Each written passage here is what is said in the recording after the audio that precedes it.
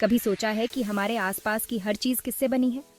ये सवाल जितना साधारण लगता है उतना ही गहरा और जटिल है। हवा से लेकर रात में दिखने वाले तारों तक हर चीज में एक गहरा रहस्य छुपा हुआ है। सब कुछ छोटे छोटे कणों से बना है जिन्हें एटम कहते हैं। एटम, जो हमारे चारों ओर की हर चीज का निर्माण करते हैं, अपने आप में एक अद्भुत दुनिया है। लेकिन एटम किससे बने होते हैं? यह सवाल वैज्ञानिकों के लिए एक पहेली बन गया था। ये एक ऐसा सवाल था जिसने सदियों तक वैज्ञानिकों को उलझाए रखा। वे जानना चाहते थे कि एटम के अंदर क्या है और क्या यह और भी छोटे कणों से बना है। आज हम विज्ञान के इतिहास में सबसे महत्वपूर्ण खोजों में से एक को उजागर करने के लिए एक यात्रा पर जा रहे हैं, इलेक्ट्रॉन। यह खोज विज्ञान की दुनिया में एक मील का पत्थर साबित हुई। यह अविश्वसनीय खोज सर जोसेफ जॉन थॉमसन, एक महान वैज्ञानिक या जेंजन थॉमसन, जैसा कि उन्हें आमतौर पर जाना जाता है, कि शानदार दिमाग के बिना संभव नहीं थी। थॉमसन ने अपने प्रयोगों के माध्यम से यह साबित किया कि एटम के अंदर और भी छोटे कण होते हैं। हमारे साथ जुड़े, क्योंकि हम कैथोड किरणों की दुनिया में उतरते हैं और उस रहस्य को उजागर करते हैं जिसके कारण हमारे ब्रह्मांड के एक मूलभूत निर्माण खंड, इलेक्ट्रॉन की खोज हुई। कैथोड किरणों के प्रयोग ने यह दिखाया कि एटम के अंदर नकारात्मक चार्ज वाले कण होते हैं, जिन्हें हम आज इलेक्ट्रॉन के नाम से जानते हैं। ये खोज न केवल एटम की संरचना को समझने में मददगार साबित हुई, बल्कि इसने विज्ञान की दिशा को भी बदल दिया। थॉमसन की इस खोज ने हमें यह समझने में मदद की कि एटम के अंदर की दुनिया कितनी जटिल और अद्भुत है। यह एक नई शुरुआत थी जिसने विज्ञान के क्षेत्र में कई और खोजों के द्वार खोले। आज हम उन खोजों पर आधारित नई तकनीकों और आविष्कारों का लाभ उठा रहे हैं। इलेक्ट्रॉन की खोज ने न केवल हमारे वैज्ञानिक ज्ञान को बढ़ाया, बल्कि हमारे जीवन को भी बदल दिया। तो चलिए इस अद्भुत यात्रा पर हमारे साथ बने रहें और जानें कि कैसे एक छोटे से कण ने विज्ञान की दुनिया में क्रांति ला दी।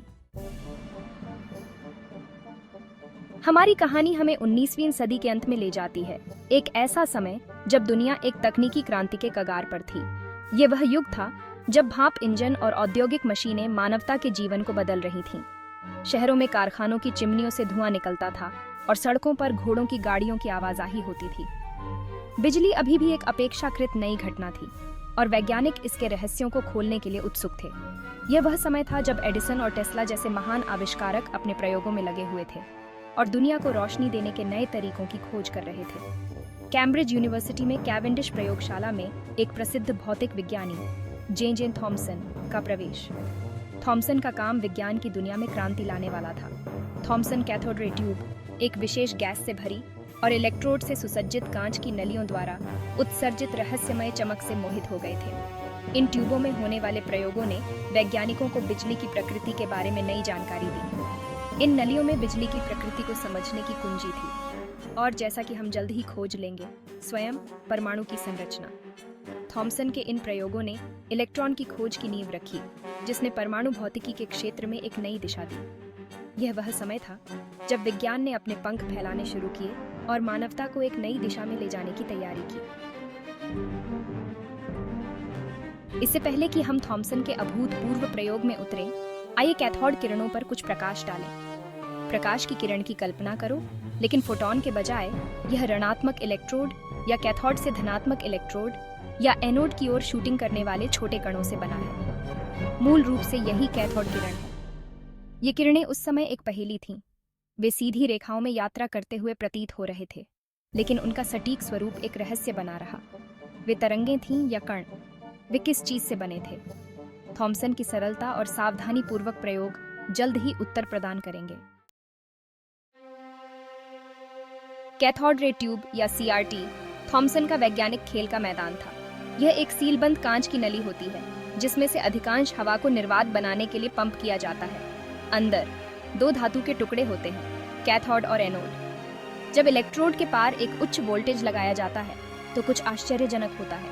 कैथोड से एक चमकदार किरण निकलती है जो एक मंत्रमुग्ध कर देने वाला दृश्य तमाशा बनाती है। थॉमसन इस चमकती धारा के भीतर छिपे रहस्यों को उजागर करने के लिए दृढ़ थे। Section 5, Thomson's ground breaking experiment. Cathode किरणों की प्रकृति का निर्धारण करने के लिए थॉमसन ने एक शानदार प्रयोग तैयार किया। उन्होंने कैथोड रे ट्यूब को संशोधित किया। किरणों के मार्ग के ऊपर और नीचे दो आवेशित प्लेटें, एक धनात्मक और एक ऋणात्मक जोड़ी। फिर उन्होंने इस विद्युत क्षेत्र से गुजरते हुए किरण के व्यवहार का अवलोकन किया। यदि किरणें वास्तव में आवेशित कण होती तो वे विद्युत क्षेत्र से विक्षेपित हो जाती, ठीक उसी तरह जैसे चुंबक किसी धातु की वस्तु को आकर्षित या प्रतिकर्षित करता है। उसने जो देखा वह परमाणु के बारे में हमारी समझ को हमेशा के लिए बदल देगा। Section 6, the bending of the rays. जैसे ही कैथोड किरणें ट्यूब से होकर गुजरी, कुछ अविश्वसनीय हुआ, वे मुड़ गईं। बीम को नकारात्मक चार्ज प्लेट से दूर और सकारात्मक चार्ज प्लेट की ओर विक्षेपित किया गया था। इस सरल लेकिन गहन अवलोकन के बहुत बड़े निहितार्थ थे। इसका मतलब था कि कैथोड किरणें केवल ऊर्जा या प्रकाश का कोई रहस्यमय रूप नहीं थीं, बल्कि वास्तव में छोटे नकारात्मक चार्ज वाले कणों से बनी थीं। यह एक महत्वपूर्ण खोज थी। Section 7, unveiling the electron. Thomson के प्रयोग ने पहला निर्णायक प्रमाण प्रदान किया कि परमाणु पदार्थ के वे मूल रूप से अविभाज्य निर्माण खंड वास्तव में और भी छोटे कणों से बने थे। इन ऋणात्मक आवेशित कणों को इलेक्ट्रॉन के रूप में जाना जाने लगा। विभिन्न विद्युत और चुंबकीय क्षेत्रों में कैथोड किरणों के विक्षेपण की मात्रा को ध्यान से मापकर थॉमसन इन इलेक्ट्रॉनों के आवेश से द्रव्यमान अनुपात की गणना करने में भी सक्षम थे। उनके निष्कर्षों से पता चला कि इलेक्ट्रॉन अविश्वसनीय रूप से हल्के थे, सबसे छोटे परमाणु हाइड्रोजन से भी बहुत हल्के। Section 8, the atomic puzzle. Electron की खोज ने परमाणु के प्रचलित दृष्टिकोण में एक दरार डाल दी। उस समय वैज्ञानिकों का मानना था कि परमाणु छोटे ठोस गोले की तरह होते हैं, बिल्कुल बिलियर्ड गेंदों की तरह। लेकिन थॉमसन के निष्कर्षों ने कुछ अधिक जटिल होने का सुझाव दिया। यदि परमाणुओं में ये ऋणात्मक आवेशित इलेक्ट्रॉन होते हैं, तो आवेश को संतुलित करने के लिए परमाणु के भीतर कुछ धनात्मक होना चाहिए। आखिरकार परमाणु स्वयं विद्युत रूप से तटस्थ थे। इसके कारण थॉमसन ने परमाणु के एक क्रांतिकारी नए मॉडल का प्रस्ताव रखा। Section 9, Thomson's plum pudding model. In the early 20th century, J.J. Thomson proposed a revolutionary idea about the structure of the atom. Thomson ने परमाणु की कल्पना एक धनात्मक आवेशित गोले के रूप में की, जिसमें छोटे ऋणात्मक आवेशित इलेक्ट्रॉन बेतरतीब ढंग से एम्बेडेड थे। यह मॉडल हलवे के समान था, जिसमें इलेक्ट्रॉन बेयर की तरह बिखरे हुए थे। थॉमसन ने इसे प्लम पुडिंग मॉडल कहा, क्योंकि यह एक मिठाई की तरह दिखता था, जिसमें बेयर एम्बेडेड होते हैं। यह मॉडल, जिसे उपयुक्त रूप से प्लम पुडिंग मॉडल नाम दिया गया है, परमाणु संरचना की हमारी समझ में एक बड़ी छलांग थी। यह पहली बार था जब किसी ने परमाणु के अंदर इलेक्ट्रॉनों की उपस्थिति का सुझाव दिया था।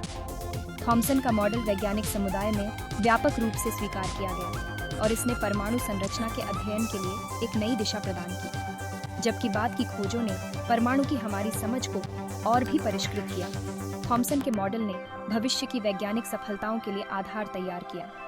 थॉमसन के मॉडल ने वैज्ञानिकों को परमाणु के अंदर की संरचना को और गहराई से समझने के लिए प्रेरित किया। इसने उन्हें नए प्रयोग और सिद्धांत विकसित करने के लिए प्रेरित किया। इसने परमाणु भौतिकी के एक नए युग का मार्ग प्रशस्त किया, जिससे वैज्ञानिकों को परमाणु के अंदर की जटिलताओं को समझने में मदद मिली। थॉमसन के मॉडल ने इलेक्ट्रॉनिक्स और दूरसंचार जैसी आधुनिक तकनीकों के विकास में महत्वपूर्ण भूमिका निभाई।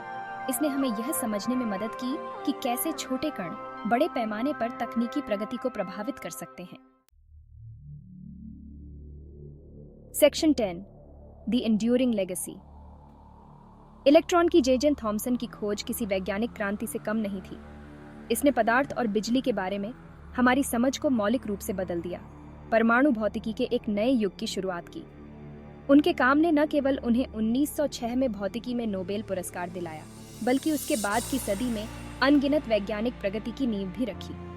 हमारे स्मार्टफोन में ट्रांजिस्टर से लेकर इलेक्ट्रॉन माइक्रोस्कोप तक, जो हमें नैनो वर्ल्ड में झांकने की अनुमति देते हैं, थॉमसन की विरासत आज भी हमारी दुनिया को आकार देती है। Section 11, until next time. Electron की खोज तो बस शुरुआत थी। परमाणु के केंद्र में हमारी यात्रा अर्नेस्ट रदरफोर्ड के अभूतपूर्व कार्य के साथ जारी है।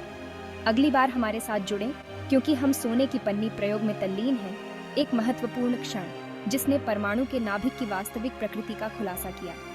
लाइक, सब्सक्राइब और उस नोटिफिकेशन बेल को हिट करना न भूलें, ताकि आप हमारे अगले वैज्ञानिक साहसिक कार्य से न चूकें।